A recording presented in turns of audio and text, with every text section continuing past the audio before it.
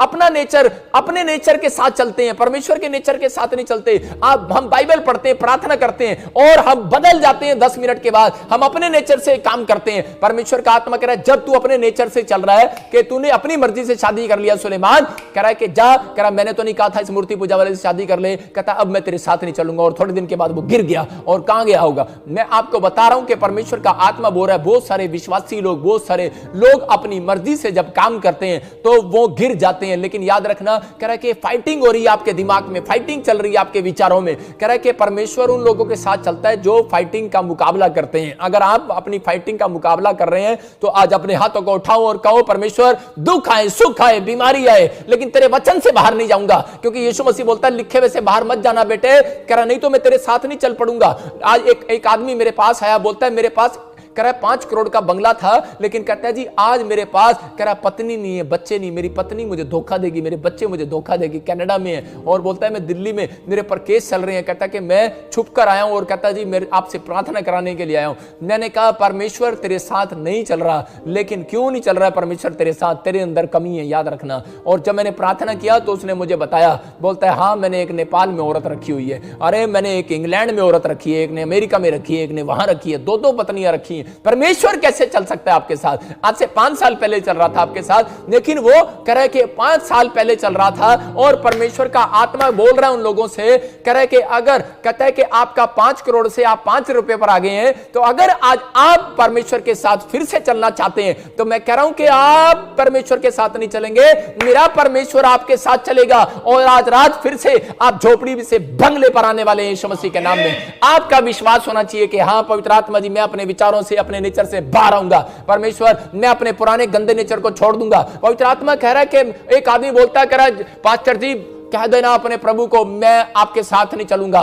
मैं ना प्रभु के साथ चलूंगा, जितना मेरा दान है वापस कर दो। ऐसे लोगों के ऊपर पीढ़ियों पर कह रहा है जितनी जब तक जिंदा रहेंगे वो तब तक उनके ऊपर श्राप उनका पीछा करते रहते हैं, जो लोग अपना दान वापस मांगते हैं। यहां पर यीशु मसीह को बोल रहे थे, दान के खिलाफ बोल रहे थे। और यीशु मसीह ने कहा ऐसे लोगों के पीछे गरीबी की आत्मा उनका पीछा करती है। इसका मतलब यीशु मसीह नहीं चलता ऐसे लोगों के साथ जो नेगेटिव बोलते हैं, बुराई करते हैं, झगड़ा करते हैं, ईर्ष्या करते हैं। परमेश्वर का आत्मा कह रहा है कि आप हारते कब हैं? जब आप पाप का सहारा लेते हैं। कह रहा है कि जब आप, कह रहा है जीतते कैसे हैं? कह रहा है जब आप विश्वास के साथ चलते हैं। यहां पर अब्राहम विश्वास के साथ चलता रहा और परमेश्वर ने उसको अपनी पत्नी को भी विश्वास से चलाता रहा। बोलता है हो जाएगा बेटा, यार इस साल कह दिया परमेश्वर ने, अगले साल फिर अपनी पत्नी को विश्वास दे रहा है, अपने परिवार को विश्वास दो, अपने बच्चों को विश्वास दिलाओ, कोई बात नहीं बेटे इस साल नहीं मिला, अगले साल जरूर मिलेगा। और मैं ऐसे लोगों के लिए भविष्यवाणी करता हूं कि इसी साल के एंड में आपको मिलने वाला है जो आप मांग रहे हैं यीशु मसीह के नाम में।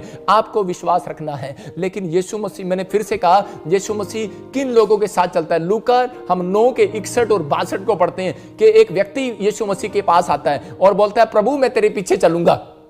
यीशु मसीह ने कहा याद रखना, अगर यीशु मसीह जिसके साथ चले, मैं कह रहा हूं कि वो बंदा कभी कर्जदार नहीं हो सकता। जो सही ढंग से यीशु मसीह के साथ चलता है वो कर्जे में नहीं जाने वाला। अगर आज कोई कर्जे में है, अगर आज एक तौबा भी कर रहा है, माफी भी मांग रहा है, मैं कह रहा हूं कि वो कर्जा आज रात, मैं कह रहा हूं कि सुबह होते ही उतरने वाला यीशु मसीह के नाम में। यहां पर एक आदमी आया और यीशु मसीह को बोलता है पापा मैं तेरे पीछे चलूंगा। यीशु मसीह ने कहा अच्छा। यीशु मसीह ने कहा, बोलता है ना तो मेरे पास रहने की जगह है। कह रहा है अरे कह रहा है जानवरों के पास भी, लोमड़ियों के पास भी रहने की जगह होती है। कह रहा है मेरे पास तो वो भी नहीं है। कहता अच्छा, निराश हो गया। इसका मतलब कई लोग कह रहे, जब मैं पंजाब में आया तो एक लड़का मेरे पीछे आया और वो बोलता है पास्टर जी मैं मेरी मीटिंग देखी और उसके साथ बोलता है पास्टर जी मैं आपके साथ रहना चाहता हूं, मैं सेवा करना चाहता हूं, मैं आपके साथ चलूंगा।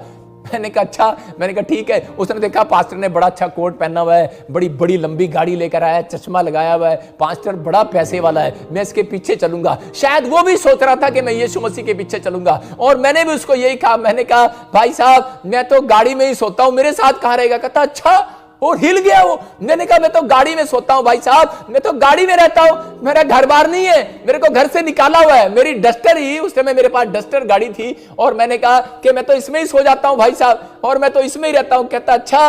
कह रहा उसी समय वो निराश हो गया और वो दोबारा मेरे पीछे नहीं आया। और यीशु मसीह ने भी जब इस व्यक्ति को ऐसे ही कहा और ये वापिस चला गया। लेकिन दूसरा व्यक्ति को यीशु मसीह ने कहा क्या तू मेरे पीछे चलेगा? और वो बोलता है, कह रहा है कि मैं, देखो पढ़ेंगे 9 के 61 में, एक और ने भी कहा हाँ, हे प्रभु मैं तेरे पीछे हो लूंगा, हाँ, पर पहले मुझे जाने दे कि अपने घर के लोगों से विदा हाँ। यीशु ने उससे कहा, जो कोई अपना हाथ हाथ पर रखकर पीछे देखता है वो परमेश्वर के राज्य के योग्य नहीं है। देखो यहां पर दूसरे को कह रहा है यीशु मसीह के मेरे पीछे हो ले, लेकिन यहां पर ये बंदा कह रहा है, ये यहां पर व्यक्ति कह रहा है, कहता है कि प्रभु मैं अपने पिता को पहले गाड़ा हूं। कह रहा है यीशु मसीह ने कहा मुर्दों को पहले, कह रहा है मुर्दे को, कह रहा है जिसके घर में कोई मर गया है तो मर गया, कहता कोई बात नहीं मुर्दों को मुर्दा गाड़ने दे, कह रहा उन लोगों को मुर्दा गाड़ने दे, लेकिन कह रहा तू मेरे पीछे हो ले। इसका मतलब जितनी जरूरी एप्लीकेशन है, 2 एप्लीकेशन है समाज के अंदर। जब आप स्कूल में पढ़ते थे 2 एप्लीकेशन है, कौन सी? एक जरूरी काम की और दूसरी बीमारी की, और कोई एप्लीकेशन नहीं होती। एक जरूरी काम की और दूसरी बीमारी की, और दोनों एप्लीकेशन है ये यहां पर दे रहा है, बीमारी भी दे रहा है और जरूरी काम भी दे रहे हैं। लेकिन यीशु मसीह बोल रहा है, कहता है कि अरे मुर्दों को अपने मुर्दे गाड़ने दे, तू मेरे पीछे हो ले। इसका मतलब कि परमेश्वर यीशु मसीह बोल रहा है, कहता है कि आपको मेरे पीछे होना पड़ेगा। यीशु मसीह कसाई नहीं है, यीशु मसीह उसको चेक कर रहा था। मैं कह रहा हूं कि बड़ी कंपनी में कह रहा है इस्तेमाल करने से पहले, एक प्रॉफिट बनाने से पहले, पास्टर बनाने से पहले, परमेश्वर बड़ा कुछ देने से पहले, एक व्यक्ति को अपनी कंपनी का पार्टनर बनाने से पहले, वो कह रहा है व्यक्ति को कह रहा है कि उसके साथ चलकर उसको चेक करता है। अब्राहम को चेक कर रहा था, कह रहा है इसलिए उसके पास 1-1 हजार की पता नहीं कितनी भेड़ों का झुंड था, मतलब 1000 कंपनियों का मालिक था।